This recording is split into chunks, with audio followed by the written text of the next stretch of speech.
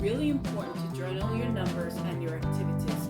We'll talk some more about that in this video. Hi guys, I'm Andrea and welcome to Andrea's Kidney Transplant Life.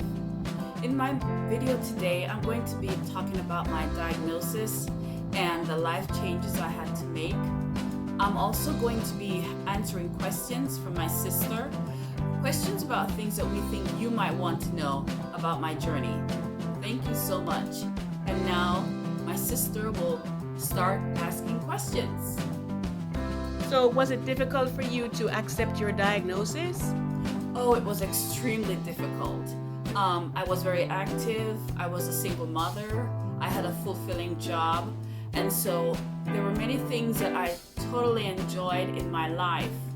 When I got the diagnosis, at first I did not accept it. I didn't go to dialysis. When I went to dialysis, I only stayed like for half the chair time. Those of you on the chairs know what I'm talking about. I only spent half the time. And so that went on for about a year. So what kind of problems arose from your not accepting your diagnosis initially? Well, the whole point of kidney dialysis is that it cleans your blood. So I just kept living life, eating like I normally would. I would eat healthily, but there are times when, of course, we all cheat. And while I was living life, my toxins were building up in my body.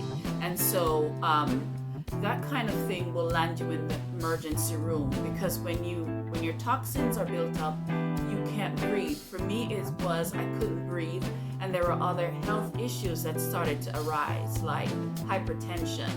And so when I got into the ER and they explained to me what was happening with my body and how important dialysis was, I finally took it seriously. So what was it that initially made you realize that you may have kidney problems?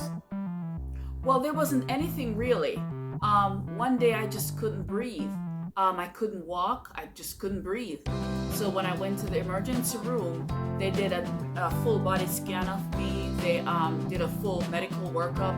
And when they couldn't find my kidneys, of course, they searched around. They found one tiny shriveled kidney. And so when they did the evaluation, I only had 3% kidney function. And as you know, to survive, you have to have a solid working kidney. So that was pretty much what I experienced. And what numbers should we be looking at as far as, monitoring your numbers for dialysis and all of that? Well, for your kidney functions, you need a solid 65 and upward percent. So is it important then to keep track of your numbers?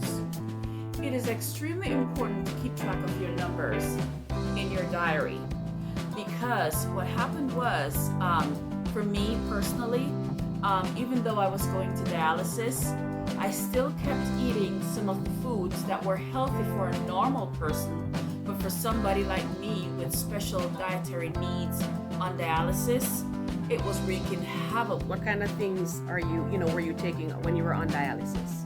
Well, I drank a lot of water, and that is really important. But it's really also important to make sure that you're not overdoing it.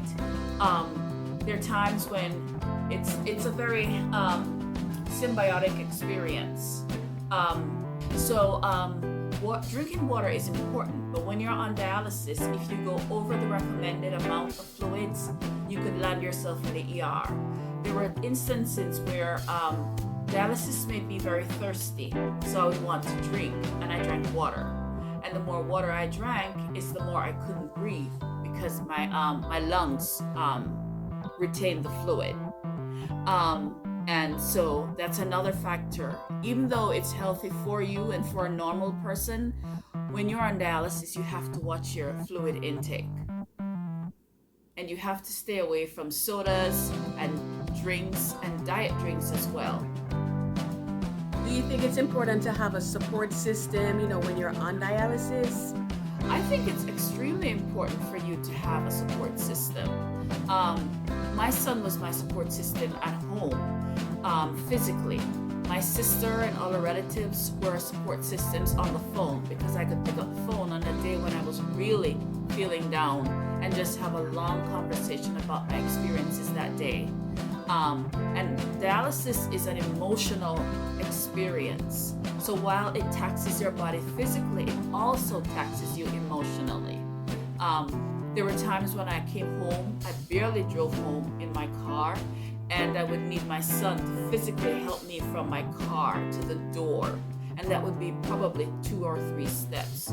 So it's really important to have both physical support as well as the emotional support. And were you able to hold on a job? Were you able to work, while all of this was going on? Well, I was able to hold a job, but physically I was devastated. I couldn't work full time. The 100% that I would give as someone without kidney failure was just not what I could give. And so I started working part-time. And part-time seemed to work best for me. Is there a way to schedule your time for dialysis that helps you to, perform volunteer work or maybe working part-time that, can make it the whole thing feasible? Yes. So one of the jobs that I had, I worked 5 days a week, and I worked from 8 a.m. to 12 noon. And so I would have my dialysis treatment starting at 12:45. So on Tuesday, Thursdays, and Saturdays, I could get to my treatments on time and spend the full hour. In terms of doing volunteer work, I would recommend maybe on a Monday or a Wednesday for that. Simply because after treatments, you're so tired. All your body wants to do is to recover and recuperate.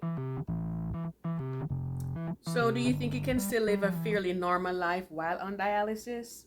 You can live an absolutely normal life on dialysis. It's just that there are many things that you have to take into consideration. For example, if you're traveling. If you're traveling out of state, you want to be able to get your information to a dialysis center near you 2 weeks in advance, and so that by the time you get there, you have a chair ready for you to sit for 4 hours.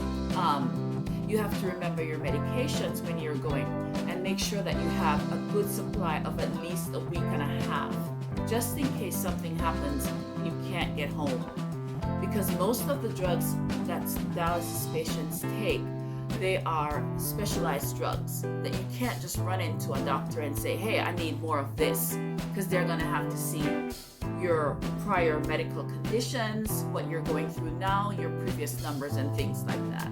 So it takes a great deal of planning to make sure you can travel comfortably. This is all very interesting. What would you say would be the next video you think you're going to put out as far as your journey goes? What subject do you think you're going to cover in your next topic so we can, what to expect, and we can stay tuned and be ready for that? Oh, I'm going to talk about food. It's really nice to be able to research meals that are good for you while on dialysis, and also meals that are great for you once you've had your transplant. I'm going to cook some meals. I'm going to show you how to meal plan, the ingredients that you use, certain seasonings that help you, like turmeric, very helpful for you, and certain fruits and vegetables. One thing that I want to point out to you though is that fruits in the summer are delicious because that's their prime time. But bananas, apples, pineapple, all those fruits you have to stay away from because it's very easy to get diabetes while you're on dialysis. So we're gonna have a really great time, and I look forward to your questions and everything that you are interested in. So you want these people to subscribe to your channel and tap the notification bell? Absolutely. Please go ahead and like, subscribe, and hit the notification bell twice to make sure you're getting all the information on my upcoming videos. Thank you. Bye.